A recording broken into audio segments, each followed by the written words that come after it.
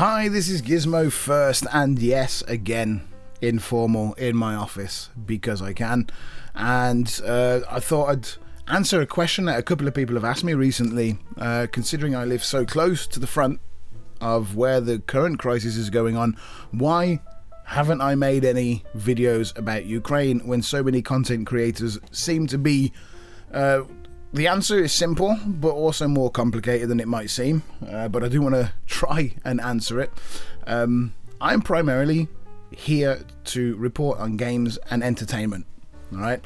And most YouTubers are, and I've seen a lot of people who have that same kind of games and entertainment vibe on their channel suddenly scramble to report on Ukraine. Now the problem with that is it seems admirable and everybody has their own take on it, but the problem with that is they're only really reporting on what has already been reported, so they don't have any first-hand news themselves. They're just reporting on what Fox has said, CNN has said, and putting their own spin on it, whether it's consciously or unconsciously.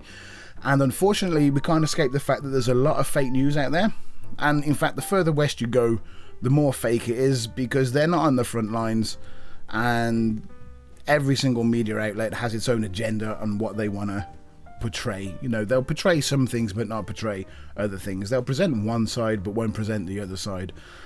So I wanted to kind of stay away from that. You might say, well, this video kind of flies in the face of that, because making a video on why I'm not reporting on Ukraine is actually reporting on Ukraine. The only way that we can find out anything remotely true is to ask people who actually have some information, and I run a charity foundation together with my wife, which is involved at the moment, and we have ties to local government in Poland, which is where we're based at the moment, and who are taking in at the moment thousands and thousands of refugees from Ukraine. Sorry. I'll probably edit the sneeze out. But I still refrain from reporting on the matter because I got involved in it on Twitter a couple of days ago. People in America posting this, that, or other, even people saying that it's fake, it's not as bad as it seems, and stuff like that. And when I post from my point of view, someone who actually sees these people coming in and who's actually preparing his own home to take in refugees, it makes me a little bit angry. So I decline from reporting on it for those reasons as well. You would think that because we have sources in local government that it would be more reliable, and it is, but I'll give you an example from today. My wife posted on social media a request for people to give aid to orphanages who are taking in Ukrainian orphans fleeing from it. Now that set alarm bells off in my head, because the border control wouldn't let children through by themselves. But she posted it anyway, and we got a message from someone who works in government saying, please take it down because it's not true, it's fake news. And then after that we got a message from a local orphanage confirming actually that they were taking in children and that they needed extra help, to which we sent this message to people in local government, and they were surprised by it, and they're checking it out as well. So, you know, the governments are not immune to fake news themselves, or they don't have all the information. It's a very this whole situation is in flux. You know, what's true one minute, next minute might not be. What's confirmed as fake one minute might be true in a few minutes more, as well as vice versa. So it's a really, really fluid situation, and I don't think people who primarily report on games and entertainment are really qualified to make political statements or weigh in. Everybody's entitled to an opinion, of course, but if it's not your area of expertise, you should definitely not say, this is the deal, listen to me, I am an authority on it.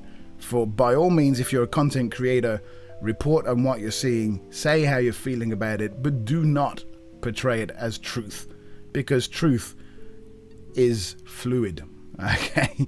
That being said, the best way, if you really want to help, find people who are actually involved, like the fellow content creator Joe Dark is in contact with someone, a fellow 76 gamer from Ukraine, who has posted on the situation. He's hunkered down in a bunker somewhere in Ukraine with his family.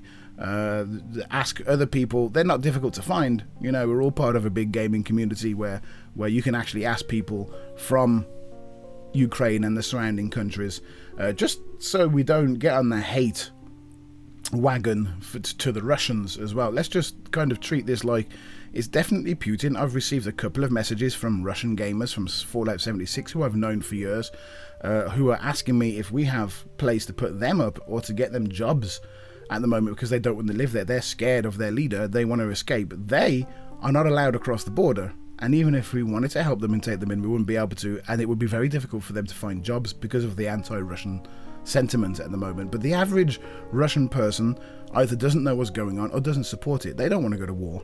They don't want to go to war. All right. So let's try to be understanding of both of those different nations when it comes to people on the ground.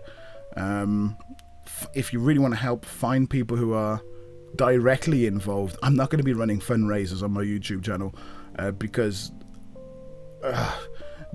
basically I don't want my channel at the moment to become a place for where people are going to start accusing me, oh, you're profiting from the Ukrainian situation. There are plenty of organizations out there that are legit, but please do check them out.